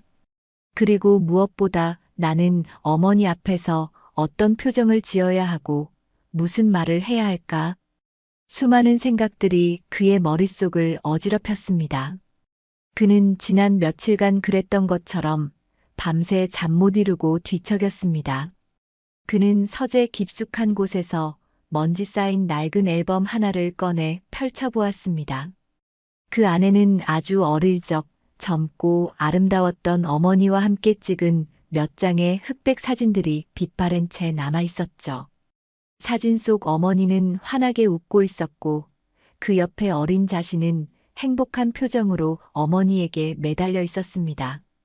그는 사진 속 어머니의 모습과 병실 침대에 누워있던 초라한 할머니의 모습을 번갈아 떠올렸습니다. 너무나 다른 두 모습이었지만 그 눈빛 깊은 곳에 담긴 따스함만은 어쩐지 닮아 있는 것 같기도 했습니다. 그는 앨범을 덮고 자리에서 일어섰습니다. 더 이상 망설일 시간이 없었습니다. 그는 용기를 내어 어머니를 만나러 가기로 결심했습니다. 다음 날 오후 형도는 정장 대신 조금은 편안한 캐주얼 차림으로 병원을 찾았습니다. 혹시라도 어머니가 위화감을 느낄까봐 신경 쓴 나름의 배려였죠. 최 실장은 병실 앞까지만 그를 배웅하고 두 사람만의 시간을 위해 조용히 자리를 비켜주었습니다. 형도는 병실 문 앞에서 크게 심호흡을 했습니다. 심장이 미친 듯이 뛰고 손바닥에는 땀이 흥건했지만 그는 애써 침착함을 유지하려 노력하며 천천히 문을 열고 안으로 들어섰습니다. 병실 침대에는 오말순 할머니가 창밖을 멍하니 바라보며 앉아 있었어요. 며칠 동안 병원에서 영양 공급과 치료를 받아서인지 안색은 처음 봤을 때보다는 훨씬 좋아 보였지만 여전히 그녀의 모습은 병약하고 외로워 보였습니다. 인기척에 할머니가 고개를 돌렸고 문 앞에 서 있는 형도를 보고는 조금 놀란 듯 눈을 동그랗게 떴습니다. 아니, 회장님이 어쩐 일로 여기까지. 그녀는 당황하며 몸을 일으키려 했지만 형도가 조용히 손짓으로 만류했습니다. 형도는 천천히 침대 옆으로 다가가 의자에 앉았습니다. 무슨 말부터 꺼내야 할지 몰라 잠시 침묵이 흘렀어요. 어색하고 무거운 공기가 병실 안을 감돌았습니다. 형도는 애써 침착한 목소리로 먼저 할머니의 안부를 물었습니다. 몸은 좀 어떠세요? 불편한 데는 없으시고요? 할머니는 괜찮다고 손사래를 치며 오히려 형도에게 미안함을 표현했습니다. 아이고, 저 때문에 이게 무슨 소란인지 회장님께 정말 죄송합니다. 행사날 넘어져서. 그녀는 자신의 실수로 회사에 큰 폐를 끼쳤다고 생각하는 듯 연신 고개를 숙이며 어쩔 줄 몰라 했죠. 형도는 그런 어머니의 모습에 가슴이 아팠지만 지금은 감정을 드러낼 때가 아니라고 생각했습니다. 그는 주머니에서 오랫동안 간직해왔던 그 낡은 흑백 사진 한 장을 꺼내 떨리는 손으로 할머니에게 건넸습니다. 이거 한번 보시겠어요? 할머니는 의아한 표정으로 사진을 받아들었습니다. 그리고 사진 속의 인물들을 확인하는 순간 그녀의 표정이 순식간에 굳어버렸습니다. 그녀의 눈동자가 믿을 수 없다는 듯 크게 흔들렸고 사진을 쥔 손이 사시나무 떨듯 떨리기 시작했습니다. 사진 속에는 젊고 생기 넘치던 자신의 모습과 너무나도 사랑스러웠던 어린 아들 현우의 모습이 담겨 있었습니다. 까맣게 잊고 있었다고 생각했던, 그러나 단 한순간도 잊은 적 없었던 바로 그 시절의 모습. 희미했던 기억의 파편들이 갑자기 폭포수처럼 그녀의 머릿속으로 쏟아져 들어왔습니다. 아들의 웃음소리, 아들의 체온, 아들의 냄새, 그리고 아들을 잃어버렸던 그날의 끔찍했던 기억까지. 아! 할머니의 입에서 신음 같은 소리가 터져 나왔습니다. 그녀는 사진 속의 어린 아들과 눈앞에 앉아있는 이 중년의 남자를 번갈아 바라보았습니다. 너무나 다른 모습이었지만 깊고 슬퍼 보이는 저 눈매, 굳게 담은 입술, 그리고 어딘지 모르게 느껴지는 익숙한 분위기. 그녀의 온몸이 전율했습니다. 설마 이 사람이? 바로 그때 형도가 아주 낮고 떨리는, 그러나 분명한 목소리로 그녀를 불렀습니다. 어머니. 그 한마디. 30년이라는 긴 세월의 벽을 허무는 그 짧은 한마디에 오말순 할머니의 마지막 남은 이성의 둑이 무너져 내렸습니다. 그녀는 사진을 떨어뜨리고 형도의 손을 와락 붙잡았습니다. 그리고는 어린아이처럼 목 놓아 울기 시작했습니다. 아가, 내 아가 현우야, 맞구나. 우리 현우 맞구나. 살아있었구나. 이렇게 살아있었어. 그녀는 형도의 손을 놓지 않은 채 하염없이 눈물을 쏟아내며 아들의 이름을 불렀습니다. 미안하다, 엄마가 미안해. 널 잃어버려서 지켜주지 못해서 정말 미안하다. 아가 흑흑. 형도 역시 더 이상 감정을 억누를 수 없었습니다. 그의 눈에서도 뜨거운 눈물이 쉴 새 없이 흘러내렸습니다. 그는 의자에서 일어나 침대 곁으로 다가가 오열하는 어머니의 작고 앙상한 몸을 조심스럽게 끌어안았습니다. 어머니의 품은 기억 속처럼 따뜻하고 포근하지는 않았지만 그 어떤 것과도 바꿀 수 없는 소중한 온기를 담고 있었습니다. 어머니, 제가 현우예요. 어머니 아들 현우 살아있었어요. 이렇게. 그는 흐느끼며 어머니의 등을 토닥였습니다. 30년 만에 다시 만난 어머니와 아들은 서로의 존재를 확인하며 그동안 쌓였던 모든 슬픔과 그리움, 회한과 용서의 눈물을 한참 동안 쏟아냈습니다. 병실 안은 두 사람의 애절한 울음소리와 함께 세상에서 가장 슬프고도 아름다운 재회의 순간으로 가득 채워지고 있었습니다. 길고 길었던 이별의 겨울이 마침내 끝나고 아주 더디지만 따뜻한 봄이 그들에게 찾아오고 있었습니다. 시간이 얼마나 흘렀을까요? 한참 동안 서로를 부둥켜 안고 울던 어머니와 아들은 조금씩 감정을 추스르기 시작했어요. 하지만 여전히 서로의 손을 놓지 못한 채였죠. 30년이라는 너무나 긴 세월의 강이 그들 사이에 흐르고 있었지만 혈연이라는 깊고 질긴 끈은 그 무엇으로도 끊어낼 수 없다는 것을 두 사람은 온몸으로 느끼고 있었습니다. 병실 안에는 두 사람의 잦아든 숨소리와 아직 마르지 않은 눈물의 흔적만이 남아 방금 전까지 휘몰아쳤던 격정적인 감정의 여운을 말해주고 있었어요. 김영도는 어머니의 앙상하게 마른 손을 가만히 쓸어내렸습니다. 너무나 작고 거칠어진 손. 이 손으로 그 기나긴 세월 동안 얼마나 많은 고통과 슬픔을 감내해야 했을까. 그는 차마 상상하기 어려웠어요. 그는 아주 조심스럽게 그러나 더 이상 망설이지 않고 물었습니다. 그의 목소리는 아직 물기에 젖어 있었지만 이전과는 다른 따뜻함과 간절함이 담겨 있었죠. 어머니, 그동안 어떻게 지내셨어요? 제가 없어진 후에 무슨 일이 있었던 거예요? 제게 말씀해 주실 수 있으세요?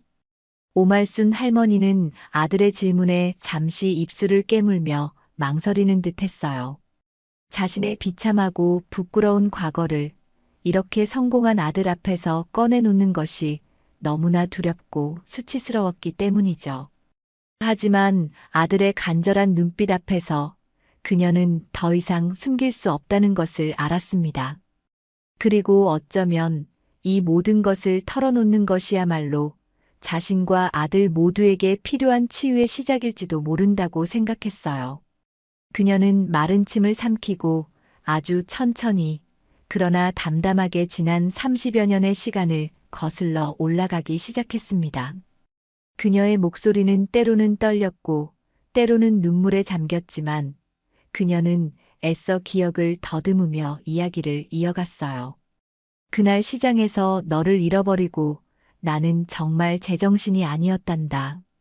온 세상을 다 뒤져서라도 너를 찾아야 한다는 생각밖에 없었어. 그녀는 시장 바닥에 주저앉아 목 놓아 울던 자신의 모습, 며칠 밤낮을 먹지도 자지도 않고 미친 사람처럼 아들의 이름만 부르며 헤매던 순간들을 떠올렸어요. 경찰서에 가서 실종 신고를 하고 전단지를 만들어 사방팔방에 붙이고 다녔지만 아들의 행방은 묘연했습니다. 당시에는 지금처럼 CCTV 같은 것도 없었고 시스템도 허술해서 한 번 잃어버린 아이를 찾는 것은 하늘의 별 따기나 마찬가지였죠. 내 아버지는 그때 몸이 많이 아팠잖니. 내가 너를 잃어버렸다는 소식을 듣고는 충격에 더 자리에 누워버렸어. 그리고 얼마 안 가서 결국 그녀는 남편의 임종조차 제대로 지키지 못했던 나를 떠올리며 다시 눈물을 글썽였습니다. 아들을 잃은 슬픔과 죄책감, 그리고 남편마저 떠나보낸 절망감 속에서 그녀는 완전히 혼자가 되었습니다. 하지만 그녀는 포기할 수 없었어요. 어떻게든 아들을 찾아야 한다는 일념 하나로 다시 일어섰습니다. 가진 돈을 모두 털어 전국을 돌아다니기 시작했어요. 아들을 봤다는 거짓 제보에 속아 사기를 당하기도 하고 낯선 도시에서 일자리를 구하지 못해 며칠씩 굶기도 부지기수였죠. 그녀는 식당 주방 허드렛일, 농사일, 공장 잡일 등 닥치는 대로 일을 했어요. 그렇게 번 돈은 차비와 최소한의 생계비를 제외하고는 모두 아들을 찾는 데 썼습니다. 고아원이나 보육원이라는 소리만 들리면 무작정 찾아가 혹시 자기 아들이 있는지 물었고 용하다는 점쟁이나 무당을 찾아가 아들의 생사를 묻기도 했어요. 하지만 세월은 무심하게 흘러갔고 아들에 대한 소식은 어디에서도 들을 수 없었습니다. 시간이 갈수록 몸도 마음도 지쳐가더구나. 너를 찾아야 한다는 생각은 간절했지만 내 얼굴조차 점점 희미해져 가는 것 같아 너무 두려웠어. 그녀는 오랜 영양실조와 고된 노동, 그리고 극심한 스트레스로 인해 건강이 급격히 나빠졌다고 했어요. 관절염으로 다리를 절게 되었고 기억력도 눈에 띄게 감퇴하기 시작했죠. 때로는 자신이 어디로 가고 있는지, 무엇을 하고 있는지조차 잊어버리는 날들이 늘어났습니다. 그러다 보니 일자리에서도 쫓겨나기 일쑤였고 결국에는 가진 것을 모두 잃고 거리로 나앉게 되었다고 했습니다. 길에서 살면서 정말 많은 생각을 했단다. 내가 왜 이렇게 살아야 하나, 내가 무슨 죄를 지었기에 하지만 결국은 다 내 탓이라는 생각밖에 안 들더구나. 내가 너를 지키지 못해서 내 부주의로 너를 잃어버려서 이 모든 고통을 겪는 거라고. 그러니 누구를 원망할 수도 없었고 도움을 청할 염치도 없었어.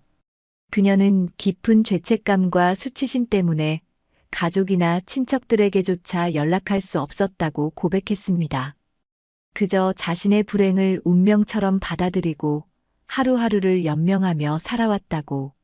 그러다 우연히 흘러들어온 이 도시에서 기적처럼 다시 아들을 만나게 될 줄은 꿈에도 몰랐다고 말하며 하염없이 눈물을 흘렸습니다.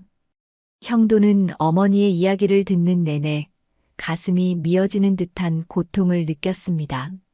자신이 성공을 향해 달려가는 동안 어머니는 홀로 세상의 가장 밑바닥에서 그토록 처절하고 외로운 싸움을 벌이고 있었다는 사실에 그는 말을 잃었습니다.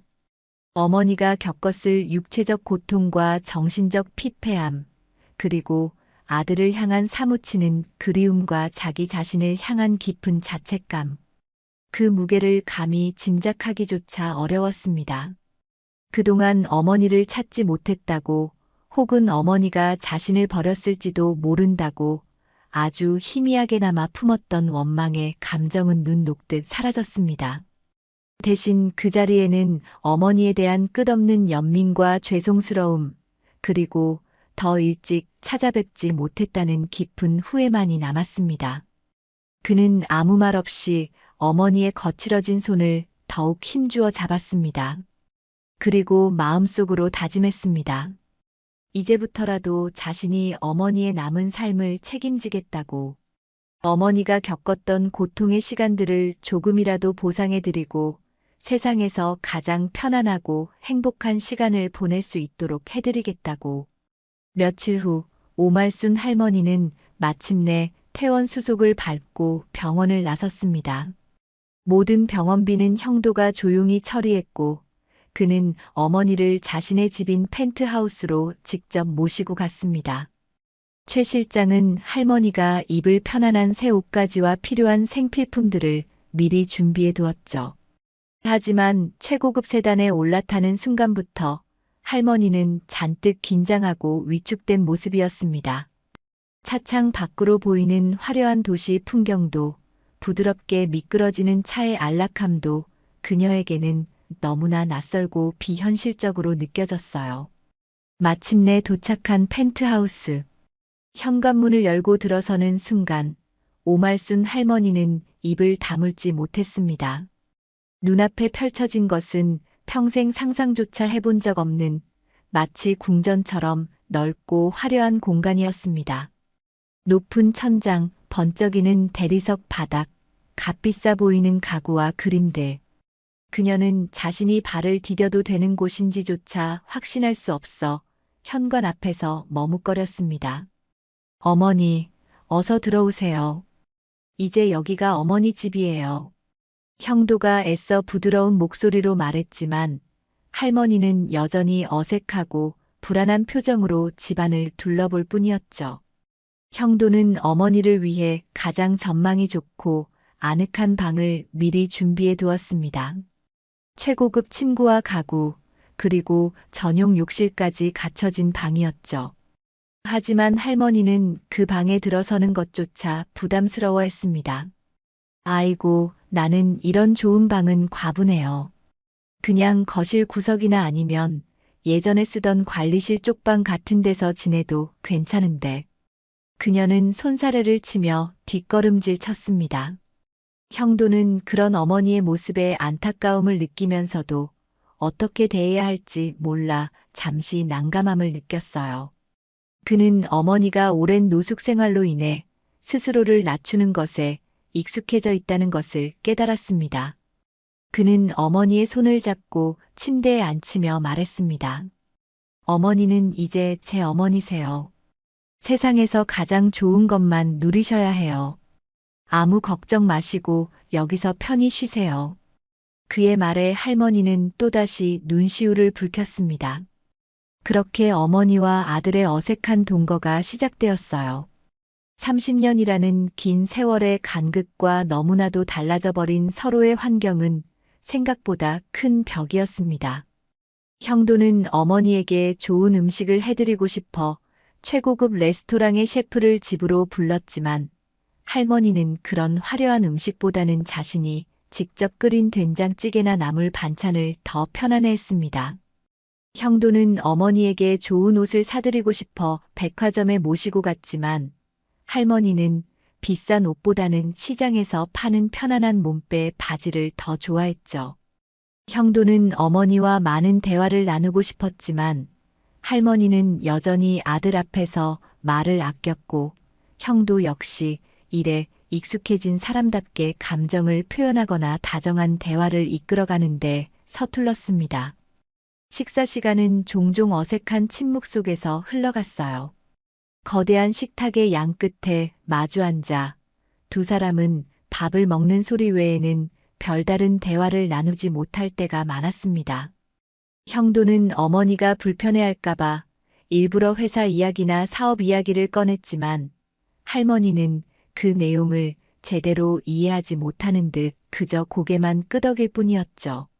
할머니는 가끔 아들이 좋아하는 반찬이라도 만들어주고 싶어 부엌에 들어가려 했지만 집안일을 돕는 도우미 아주머니가 만류하는 바람에 그마저도 쉽지 않았습니다. 그녀는 자신이 이 크고 화려한 집에서 아무런 역할도 하지 못하는 그저 아들에게 짐만 되는 존재가 아닐까 하는 생각에 다시 위축되곤 했습니다. 형도 역시 답답하고 속상하기는 마찬가지였어요. 그는 어머니에게 최고의 환경을 제공해주고 싶었지만 그것이 오히려 어머니를 더 불편하게 만드는 것 같아 마음이 아팠습니다. 그는 어머니와 좀 더 가까워지고 싶었지만 어떻게 다가가야 할지 방법을 몰랐죠.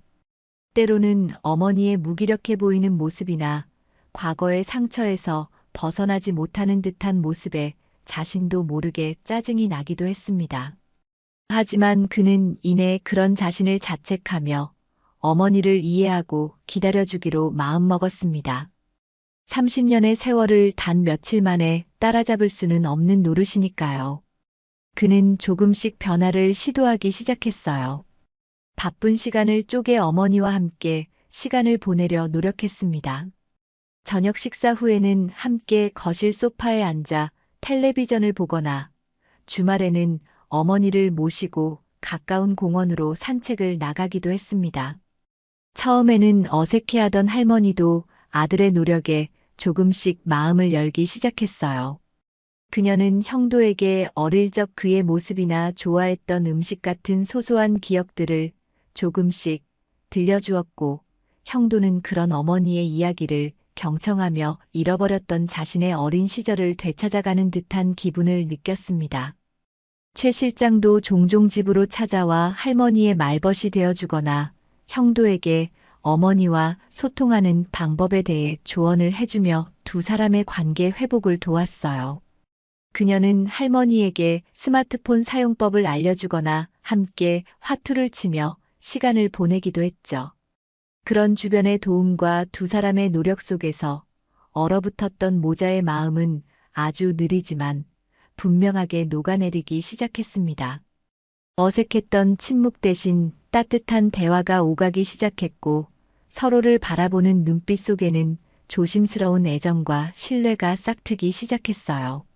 물론 아직 넘어야 할 산은 많았지만 그들은 가족이라는 이름 아래 서로에게 다가가는 첫걸음을 힘겹지만 용기 있게 내딛고 있었습니다. 어색하고 조심스러웠던 시간들이 천천히 흘러가면서 김영도와 오말순 모자 사이에는 아주 조금씩 그러나 분명한 변화의 바람이 불기 시작했어요. 얼음장 같던 형도의 마음은 어머니의 존재로 인해 점차 녹아내리고 있었고, 평생을 죄책감과 외로움 속에서 살아왔던 할머니 역시 아들의 따뜻한 보살핌 속에서 서서히 안정을 되찾아가고 있었죠. 물론 30년이라는 깊은 시간의 골이 하루아침에 메워질 리는 없었지만 그들은 서로를 향해 조심스럽게 다가서는 노력을 멈추지 않았습니다. 형도는 어머니의 건강 회복을 최우선으로 생각했어요.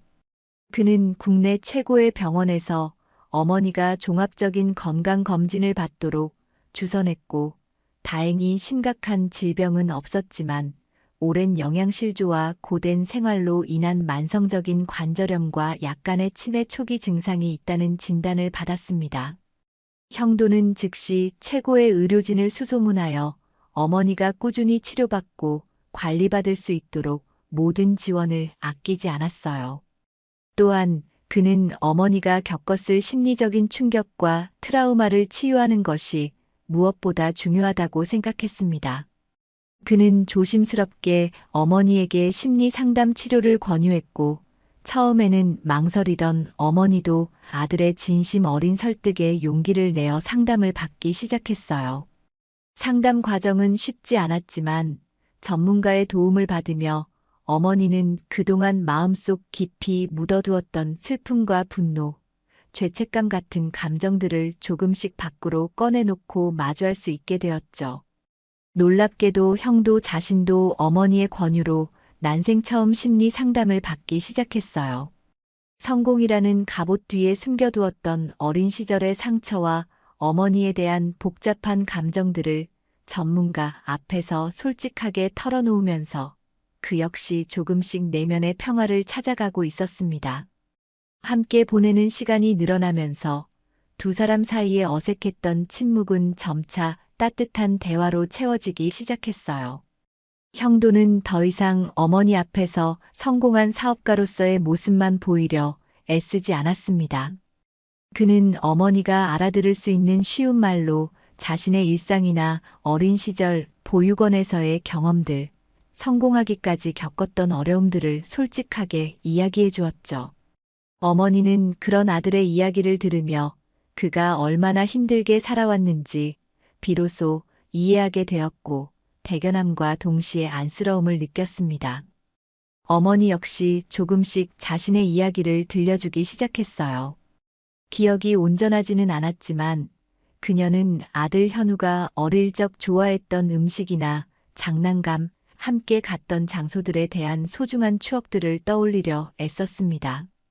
그러다 보면 두 사람은 어느새 함께 웃거나 함께 눈시울을 붉히기도 했죠. 특히 음식을 통해 두 사람의 거리는 더욱 가까워졌어요.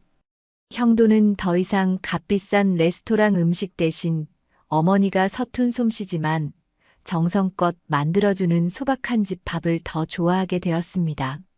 어머니가 끓여주는 구수한 된장찌개, 어릴 적 좋아했다는 기억을 더듬어 만들어준 짭짤한 콩자반, 그리고 시장에서 사온 나물을 조물조물 무쳐주는 손맛에서 형도는 잊고 있었던 어머니의 맛, 그리고 그리웠던 집밥의 온기를 느꼈습니다. 그는 어머니가 해준 음식을 맛있게 먹으며 어머니, 정말 맛있어요. 어릴 때 먹던 바로 그 맛 같아요라고 진심으로 말했고, 그럴 때마다 어머니의 얼굴에는 소녀처럼 수줍은 미소가 환하게 피어났어요. 그러던 어느 주말, 형도는 큰 결심을 하고 어머니에게 제안했습니다. 어머니, 우리 그 시장에 한번 같이 가보실래요? 우리가 헤어졌던 곳이요. 그의 말에 어머니의 얼굴이 순간 하얗게 질렸어요.